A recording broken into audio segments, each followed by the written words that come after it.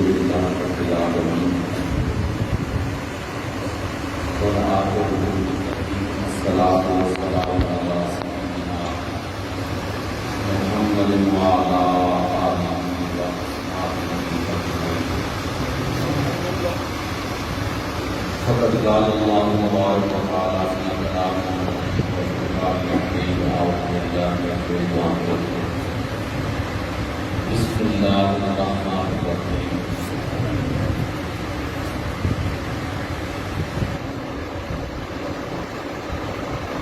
إن الله اصطفى إبراهيم وإسماعيل.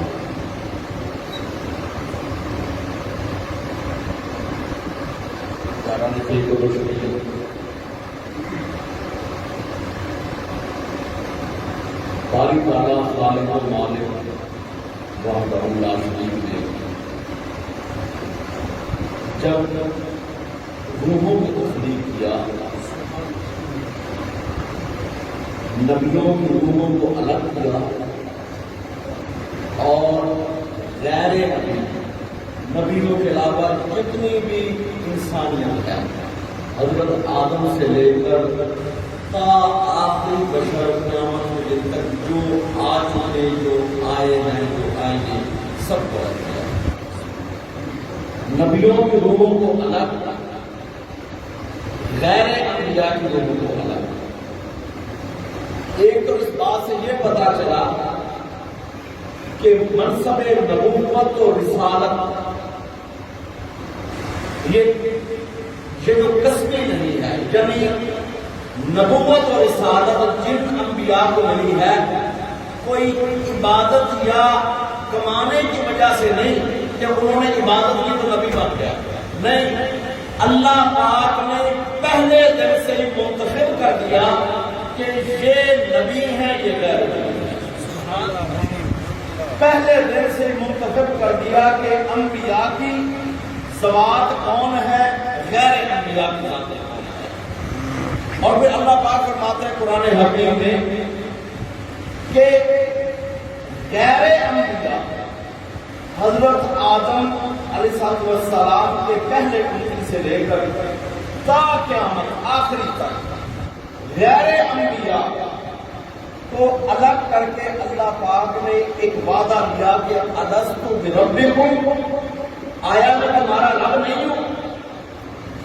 پھر ساتھ قرآن حکیم میں فرمایا کہ قالوا بلا، سب روحوں نے بیک زباں ہو کر کہا کہ کیوں نہیں آپ تمہارے رب ہیں۔ یہ عالم ارواح کی بات ہو رہی ہے، ابھی حضرت آدم زمین پر نہیں آئے، یہ اس سے بہت پہلے کی باتیں ہیں۔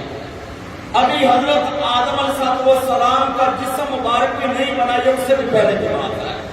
ابھی حضرت آدم علیہ السلام جنت کے درخت کے قریب ہی نہیں گئے، اس سے بہت پہلے کی بات ہے کہ انبیاء کی روحوں کو الگ، غیر انبیاء کی روحوں کو الگ۔ غیر انبیاء سے اتنا وعدہ لیا کہ آیا میں تمہارا امر ہوں، سب نے کہا کہ قالوا بلا، آپ تمہارا ہے۔ پھر اللہ پاک نے انبیاء کی روحوں سے ایک اور وعدہ لیا الگ۔ ان سے کیا وعدہ لیا؟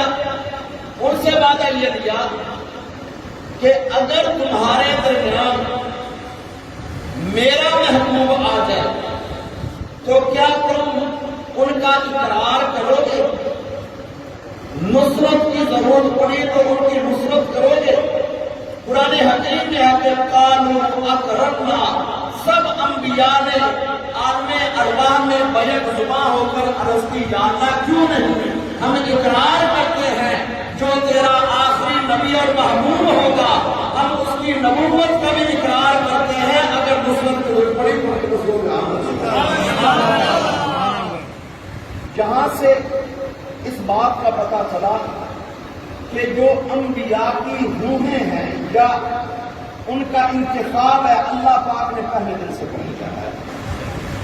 ان انبیاء میں سے حضور علیہ السلام کے، میرے آقا کے اجداد میں سے، یعنی آقا صلی اللہ علیہ وسلم کے اجداد نبی مبارک میں سے حضرت ابراہیم علیہ السلام کا نام جس کو حضور صلی اللہ علیہ وسلم ہی فرمایا کرتے تھے کہ مجھے درود پاک کا وہ حصہ بڑا پسند ہے کہ جس میں میرے جد امجد ابراہیم علیہ السلام کا نام ہے۔ ابراہیم علیہ السلام جن کو لقب عطا ہوا کہ خلیل اللہ، اللہ کے دوست، خلیل کہتے ہیں دوست کو، خلیل اللہ اللہ کے دوست۔ ابراہیم علیہ السلام کا بچپنا اور جوانی مختلف واقعات کو اللہ پاک نے قرآن حکیم میں ذکر کیا ہے، کسی جگہ پر اکٹھے ہوئی ہے مختلف صورتوں میں مختلف آیات میں۔ اللہ پاک فرماتے ہیں کہ ابراہیم علیہ السلام کا بچپنا جو تھا، بچپنا ایسا تھا کہ جہاں انہوں نے آنکھ کھولی ہر طرف بتوں کی پوجا ہو گئی ہے، اپنے ہاتھوں سے بنائے ہوئے بت، لکڑی کے، پتھر کے، پیتل کے، سونے کے، چاندی کے، کسی اور دھات کے، اپنے ہاتھوں سے گھڑے ہوئے شکلیں اور صورتیں اور مورتیاں، ان کو ایک خوبصورت کمرہ سجا کر اس میں رکھا گیا ہے اور لوگ جا کر عبادت کرتے ہیں، سجدے کرتے ہیں۔ ابراہیم علیہ السلام نے بچپن میں آنکھ کھولی تو آپ نے سب سے پہلے یہ دیکھا، لیکن کیونکہ انبیاء پہلے دن سے ہی منتخب شدہ ہوتے ہیں، یہ کبھی نہیں ہو سکتا کہ کوئی نبی بچپنے میں تو ایسے شرک والے کام کرے بعد میں بڑا ہو کر صحیح ہو جائے۔ نبی تو پہلے دن سے نبی ہوتا ہے۔ ابراہیم علیہ السلام نے آنکھ کھولی تو ارد گرد ایسا ماحول دیکھا، لیکن اللہ پاک نے رہنمائی فرمائی، ابراہیم علیہ السلام کو اپنے علم میں سے علم عطا فرمایا۔ ابراہیم علیہ السلام اکیلے بیٹھے ہوئے ہیں، رات کا وقت ہے، ستارہ چمکا۔ اب ستارہ ان ہاتھ کے بنائے ہوئے بتوں سے تو بہت خوبصورت ہے نا، کیونکہ بت انسان کے ہاتھ سے بنے ہوئے ہیں اور ستارہ اللہ پاک کی تخلیق ہے۔ اللہ پاک فرماتے ہیں قرآن حکیم میں کہ ابراہیم علیہ السلام نے ستارے کو دیکھا، کہا کہ یہ جو ستارہ کہ میرا رب تو نہیں ہے، لیکن فلما افل، قرآن کہتا ہے جب ستارہ غروب ہو گیا، ابراہیم ابھی بہت آپ بچپنے میں ہیں، لیکن ستارے کے ڈوبنے سے کہتے ہیں نہیں، جو ڈوب جائے، جو غروب ہو جائے، جس کو زوال آ جائے، وہ رب اور وہ رب اور الہ تو نہیں ہو سکتا۔ پھر اللہ پاک فرماتے ہیں قرآن حکیم کے اندر کہ ابراہیم علیہ السلام نے ایک دن آپ نے چاند کو دیکھا، چاند کی چاندنی کو دیکھ کر کہا کہ جو اتنی خوبصورت ہے، آیا یہ جو میرا رب تو نہیں ہے۔ لیکن جب چاند بھی صبح کے قریب اپنی چاندنی لے کر ڈوب گیا تو آپ نے فرمایا یہ بھی میرا رب ہے۔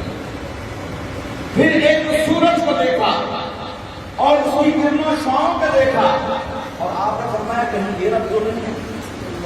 لیکن جب سورج بھی غروب ہو گیا، فرمایا جو غروب ہو جائے، جس کو زوال آ جائے، وہ رب تو نہیں ہوتا۔ پھر فرمایا میرا رب تو وہ ہے جو ان ساری چیزوں کو پیدا فرمانے والا۔ ابراہیم علیہ السلام بچپن میں ہی بے شک ان کے ارد گرد بتوں کی پوجا ہوتی تھی، لیکن ابراہیم علیہ السلام تنہائی میں اپنے رب کی وحدانیت کا اور اپنے رب کا ذکر کیا کرتے تھے۔ اور ابراہیم علیہ السلام کا اور دوسرا واقعہ قرآن حکیم کے اندر ذکر ہے کہ ساری قوم اکٹھی ہو کر، ان کا ایک عید کا دن تھا، خوشی کا دن تھا، میلے کا دن تھا، ساری قوم اکٹھی ہو کر جانے لگی تو کہتے ہیں ابراہیم آپ بھی ہمارے ساتھ چلو۔ تو آپ نے فرمایا اتنی سقیم، میری طبیعت ٹھیک نہیں ہے، میری طبیعت ناساز ہے۔ قوم اکیلے چھوڑ کر اپنی اس عبادت کے لیے چلی گئی، خوشی کا موقع تھا، عید کا موقع تھا۔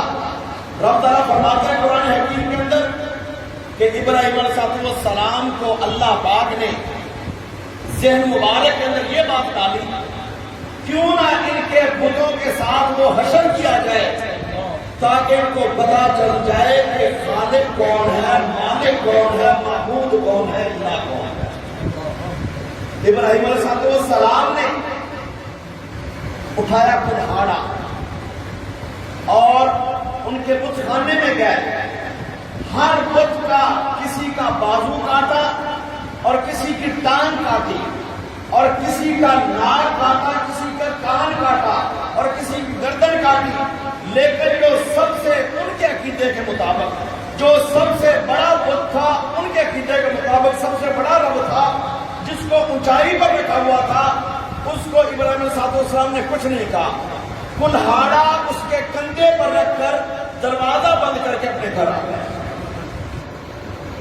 اب جب قوم واپس آئی، شام کے وقت عبادت کرنے کے لیے گئی، لیکن جن کے آگے سجدہ کرتے تھے کسی کا بازو نہیں ہے، کسی کی ٹانگ نہیں ہے، کسی کا کان نہیں، کسی کی ناک نہیں۔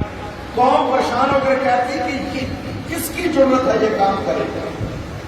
پھر کچھ لوگ کہنے لگے یقال لہ ابراہیم، وہ جو ایک نوجوان سا ہے نا جو ہم سے تھوڑا الگ الگ رہتا ہے، لگتا ہے یہ اس کا کام ہے۔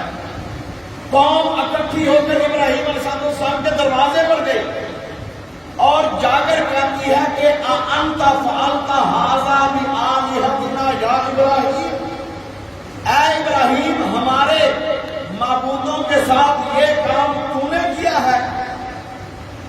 انت فعلت ھذا بآلہتنا یا ابراہیم، اے ابراہیم ہمارے معبودوں کے ساتھ، ہمارے خداؤں کے ساتھ یہ کام تو نے کیا ہے کہ آپ نے جو ہے کسی کا بازو کاٹ دیا، کسی کی ٹانگ کاٹ دی۔ اب اللہ کا نبی جھوٹ تو نہیں بولتا نا، وہ بچپنے میں ہو، اللہ کے نبی جوانی میں ہو، اس پر جیسا مشکل وقت ہو، لیکن اللہ کا نبی جھوٹ تو نہیں بولتا۔ اب ابراہیم علیہ السلام نے جھوٹ نہیں بولا، اللہ پاک نے جو ان کے ذہن میں القاء کیا، آپ نے یہ نہیں فرمایا، قرآن کہتا ہے آپ نے یہ نہیں فرمایا میں نے نہیں کیا، کیونکہ اگر یہ کہہ لیتے جھوٹ ہو جاتا، کیا تو آپ نے ہے۔ آپ نے فرمایا اپنے بڑے خدا سے پوچھ لیا، یہ نہیں کہا میں نے نہیں کیا، فرمایا ان سے کیوں نہیں پوچھتے۔ قوم آگے سے کہنے لگی وہ تو جواب نہیں دیتے۔ ابراہیم علیہ السلام کی تبلیغ کا مسئلہ حل ہو گیا، فرمایا جو خود اپنے آپ کو بچا نہیں سکے تمہاری بات کا جواب دے نہیں سکتے، وہ رب اور معبود کیسے ہو سکتے؟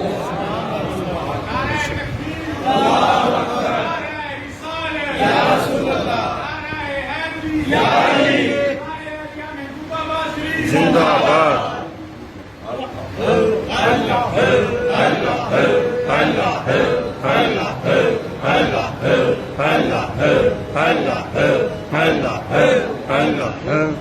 اب یہاں ابراہیم علیہ السلام نے فرمایا انہی سے پوچھ لو، تو آگے سے قوم نے کہا کہ وہ تو، اب قوم کہتی وہ تو جواب نہیں دے سکتے، آگے فرمایا جو تمہارا جواب نہیں دے سکتے یا اپنے بازو کو کٹنے سے بچا نہیں سکے وہ رب کیسے کرتے ہیں۔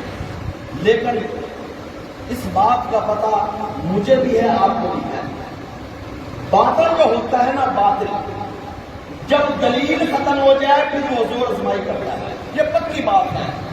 باطل کے پاس جب تک دلیل رہے گی، بحث رہے گی، گفتگو رہے گی، مناظرہ رہے گا، جب وہ بات ختم ہو جائے گی طاقت کا استعمال ہوگا۔ اب قوم دلیل میں تو ہو گئی ناکام، قوم اکٹھی ہو کر وقت کے بادشاہ کے پاس گئی۔ وقت کے بادشاہ کا نام، اس وقت کے بادشاہ کا نام تھا نمرود۔